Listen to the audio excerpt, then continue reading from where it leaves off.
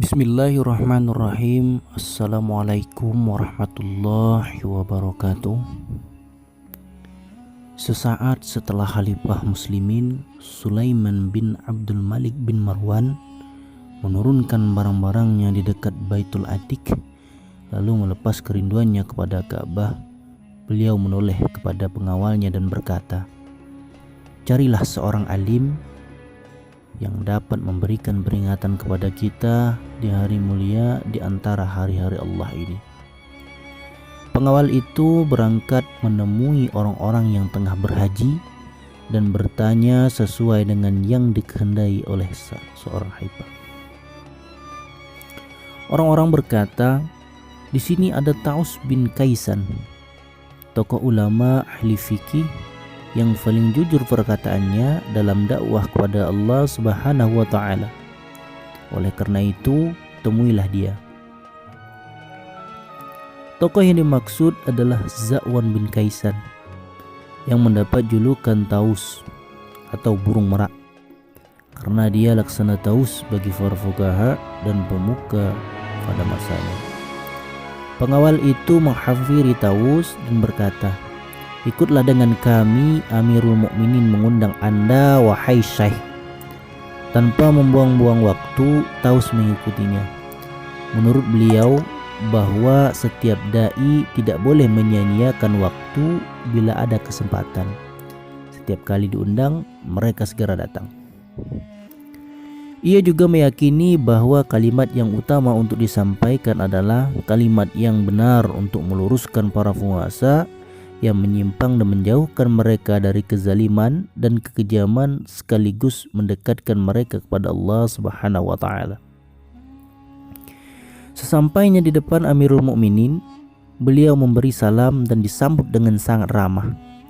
Selanjutnya, Khalifah membimbing beliau menuju majelis, lalu bertanya tentang persoalan manasik haji. Beliau mendengarkan dengan tekun dan penuh hormat.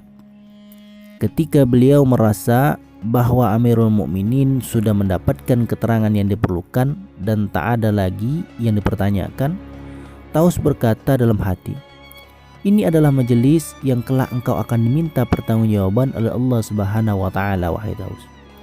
Taus menoleh kepada Khalifah dan berkata, "Wahai Amirul Mukminin, sesungguhnya ada satu batu besar di tepi sumur Jahannam.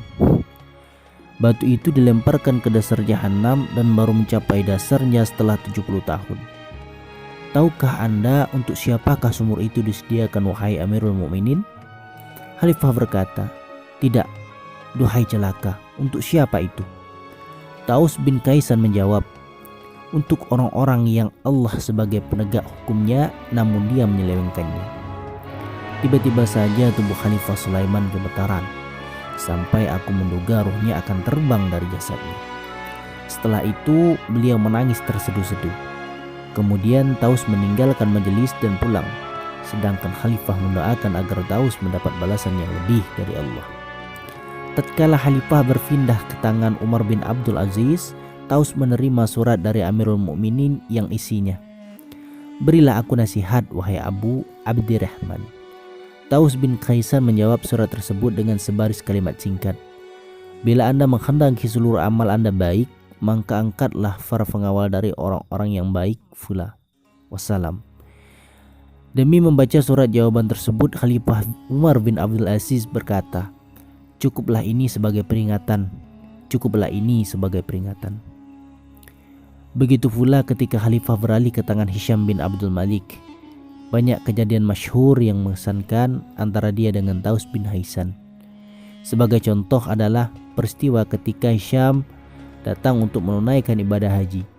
Begitu memasuki tanah haram, dia berkata kepada pemuka Makkah, "Carikan aku seorang sahabat Rasulullah sallallahu alaihi wasallam."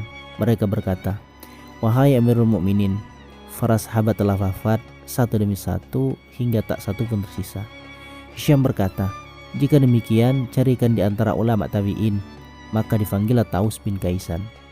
Taus bin Kaisan datang menghadap beliau, membuka sepatunya di tepi permadani, lalu memberi salam tanpa menyebut Amirul Mukminin, dan hanya menyebutkan namanya saja tanpa atribut kehormatan. Kemudian beliau langsung duduk sebelum khalifah memberi izin dan mempersilakannya. Rupanya Hisam tersinggung dengan perlakuan tersebut, sehingga tampak kemarahan dari pandangan matanya. Dia menganggap hal itu kurang sopan dan tidak hormat, terlebih di hadapan para pejabat dan pengawalnya. Hanya saja dia sadar bahwa saat itu berada di tanah haram, rumah Allah Subhanahu wa Ta'ala, sehingga dia menahan dirinya lalu berkata, "Mengapa Anda berbuat seperti itu, wahai Taus? Memang apa yang saya lakukan? Anda melepas sepatu di tepi permadani saya. Anda tidak memberi salam kehormatan. Anda hanya memanggil namaku tanpa gelar, lalu duduk sebelum dipersilahkan. Adapun tentang melepas sepatu, saya melepasnya 5 kali sehari di hadapan Allah yang Maha Esa. Maka hendaknya Anda tidak marah atau gusar. Adapun masalah saya tidak memberi salam tanpa menyebutkan gelar Amirul Mukminin, itu karena tidak seluruh muslimin membaiat Anda. Oleh karena itu, saya takut dikatakan sebagai pembohong apabila memanggil Anda dengan Amirul Mukminin. Anda tidak rela saya menyebut nama Anda tanpa gelar kebesaran, padahal Allah Subhanahu wa Ta'ala memanggil nabi-nabinya dengan nama-nama mereka. Wahai Daud, wahai Yahya, wahai Musa, wahai Isa. Sebaliknya, musuhnya dengan menyertakan gelar, binasalah kedua tangan Abu Lahab dan sesungguhnya dia akan binasa.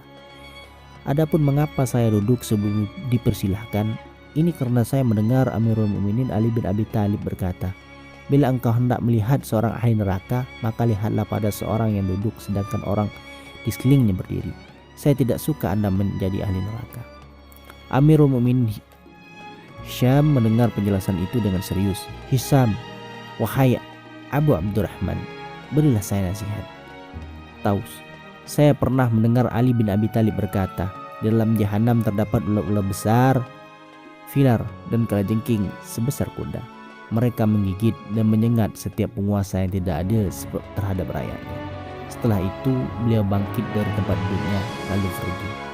Demikianlah kisah Taus ini yang banyak dimintakan oleh para khalifah nasihat-nasihatnya. Mudah-mudahan kita mendapatkan hidayah, kita mendapatkan pelajaran dari kisah singkat ini. Billahi taufiq wal hidayah. Assalamualaikum warahmatullahi taala wabarakatuh.